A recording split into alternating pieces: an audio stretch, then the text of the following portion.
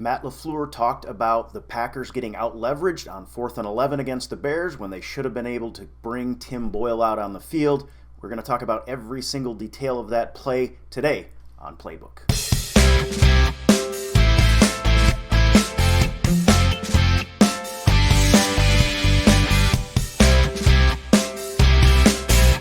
Okay guys, so we have been highlighting for the first part of the week the offensive genius of Matt LaFleur, the perfect execution of Aaron Rodgers. Not perfect, but very, very high execution of Aaron Rodgers.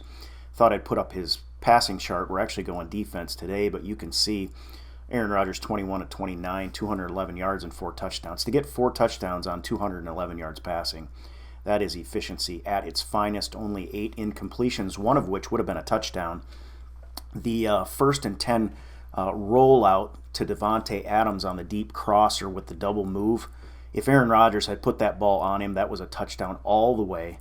Tirico and the commentators gave the safety, I don't know if that was Jackson back there, I think it was, props for recovering. There was no recovering if Aaron Rodgers put that ball on Davante Adams. That would have been another touchdown there. But anyway, we've talked about the offense. Yesterday we talked about the Darnell Savage interception, which I think was absolutely on spot on that play. And today we're actually talking about a failing. Of course, the one gripe Packers fans have about this game is that the defense kind of got soft.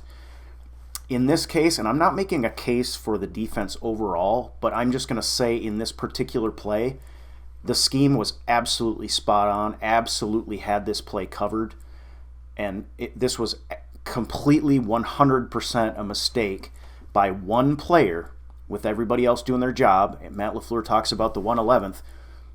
One player didn't do his job, and I will highlight at the end, when he stood up, he tapped himself on the chest 2 times, saying, "That's on me." All right, so let's start. I'm going to actually start from the front, and then we'll go to the back where the bad stuff happened. And let's first talk about what the Bears are trying to do. The Bears come out in 11 personnel, so 1 running back, 1 tight end, and 3 wide receivers. Initially, they go a 2-by-1 with the 2 to the left, and then Mitch Trubisky will motion the slot receiver to the right, bringing him to the opposite side of the field. Shannon Sullivan, the slot corner, obviously is going to follow that. Everything's fine right now. One thing of note before we get to the middle of the field. So Shannon Sullivan is following the slot receiver across the field right now. A couple notes. One, the safety's on the field right now. You've got Will Redmond as the field safety, and you've got Raven Green down in the box actually as one of the inside linebackers, and then Adrian Amos as the boundary safety in a 2-shell look right now, okay? Now, here's one thing that I don't think anybody else is going to notice. I got to be honest, but Shannon Sullivan, as he comes across the middle of the field following the slot corner, he looks back at Redmond, and he points to the end zone. He points back to the end zone. He points at him and then points to the end zone as if to want him to push him inside or push him down the field or backpedal him, basically. Looks like he might be pointing out the thought that he has somebody running a vertical down the track.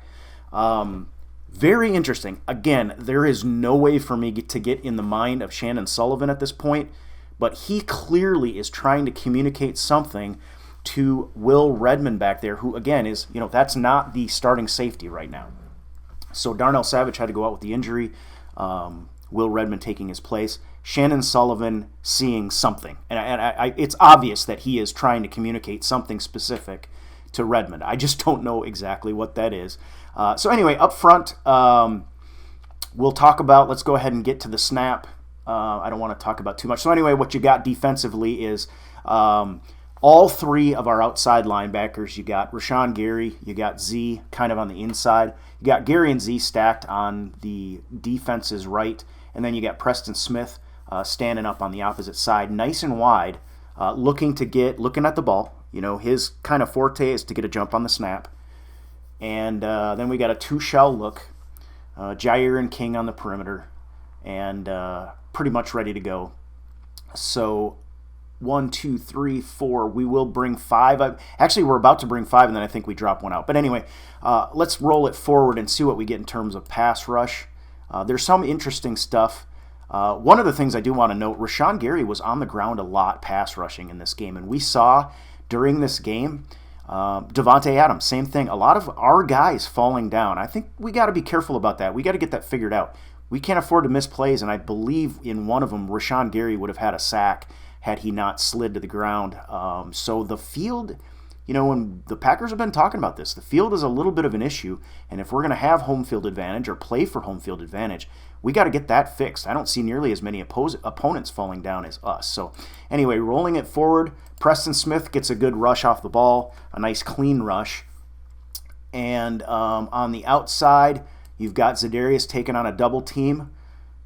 Preston comes around. Rashawn Gary, he gets chipped by the running back coming out of the backfield, and that peels off the linebacker because the linebacker has to take the curl flat. But all of that is just a little bit too late because the Mitch Trubisky has gotten the ball off just that fast. Now, his drop and his release, I would expect, are going to be able to be fast on this play because the Packers are playing off so much. So basically, we're not doing a lot of hands at the line of scrimmage, and so these guys are just jetting down the field as fast as they can. So you can drop back quick, get the ball out. That's what the Bears are hoping for, and that in fact is what they got. So that's what happened up front. Good pass rush. Just a little bit of coverage would have done the trick. This was a pretty good play. So now I'm going to move to the front.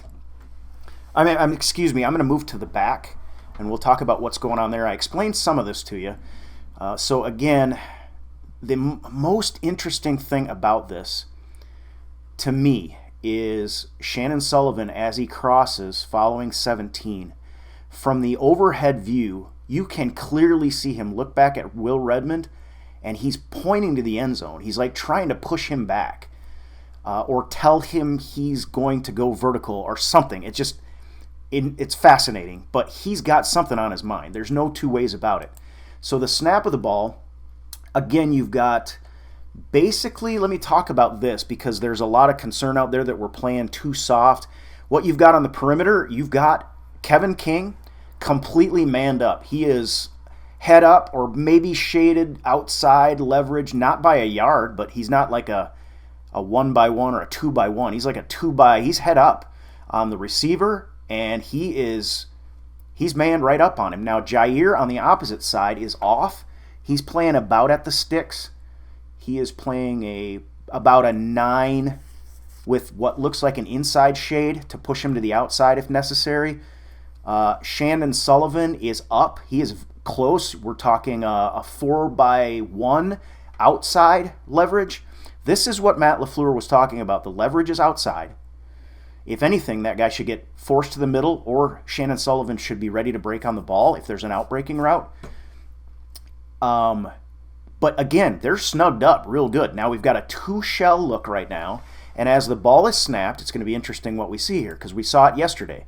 What you're going to see is Adrian Amos. He's the boundary corner, but he's going to drop out, and Redmond is going to come up into that robber roll looking for a crosser on the. What you end up with is a 3-by trips with the tight end on the right side of the Chicago Bears offense. So again, that robber roll takes care of any mid-range crossers, and he's at the sticks, so he's playing properly.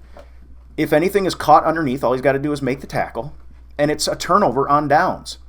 Jair's playing off, but we know Jair can handle that. That's not a problem. And Will Redmond is... one more thing before I go to Shannon Sullivan.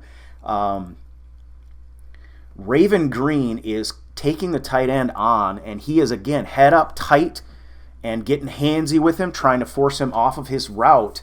And so everything on this play is accounted for. Even they chip the running back on Rashawn Gary, which is interesting to note because Rashawn Gary is already getting chips from running backs. So apparently he's that good at least. And the inside linebacker is peeling off for the curl flat. This is well read. The defense looks perfect at this point. In fact, if I had anybody that looked like they were kind of out of position or might have been by virtue of the scheme not in the best spot, it's really that robber roll with Will Redmond. If he was dropping back, but again, this is the beginning of the snap. We don't know where that if that crosser is going to come, but it turns out there really isn't any. So Shannon Sullivan carries the slot wide receiver out. He's definitely looking inside. It looks to me like his eyes are on the quarterback more so than they should be. The only thing that the receiver does on this is just give him a little stick with his left foot. Let me fast forward it. Gives him a stick with his left foot and then breaks out. Just turn and make the play. This could easily be an interception if he just played decent defense, but he has turned inside and ends up having to continue that turn from the inside all the way around back to the outside in a banana motion. And there is no way he takes himself entirely out of this play. And this is not the absolute best route. It's not a bad route run by the wide receiver, but this is just terrible defense by Shannon Sullivan right here. This is just absolutely atrocious. But again, that stick and Shannon Sullivan biting on it that bad. So if you get inside the mind of Shannon Sullivan, you know you've got a robber on. The safety is dropping down in. Jair's getting carried by the vertical on the outside. If a receiver goes deep, you are beat for a touchdown on that play.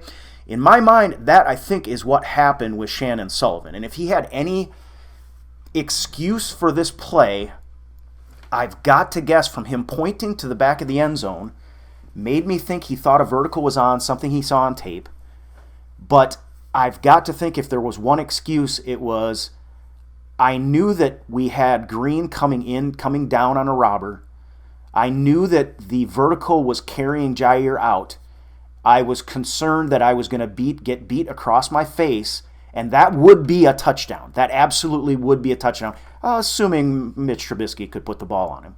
But that's about the only thing I could think. He just bit real hard, and I've got to think it was in his mind as much as in his body, because that was not, an unbelievable route that he got beat on. But it was right at the sticks. So you have to have the football sense to know that if you're at the sticks and the guy makes the move at the sticks, you got to be careful that he might be cutting that out just to get the first down, because that's really, again, this is 13:43 to go in the fourth. This is not 4-minute drill. So the desperation certainly would have been there for the Bears, but not quite where I think Shannon Sullivan thought it was. So anyway, the catch is made. And this was, I thought I saw this from the first angle. Catch is made. He gets maybe a half a yard past the sticks. Shannon touches him down. He turns to his teammates and taps himself on the chest twice with his right hand. Now, I had to look at that twice because I thought maybe he was just adjusting his shoulder pads or something like that. But from the close-up angle, the front angle ends up being the close-up on the actual catch, he is clearly tapping himself twice on the chest, saying that's on me. So anyway, I thought I would break this one down today because Matt LaFleur talked about it. I thought I would explain it in a little more depth for you. I hope that was interesting for you, and we will see you again tomorrow on Packer Nation Playbook. Packer Nation Worldwide.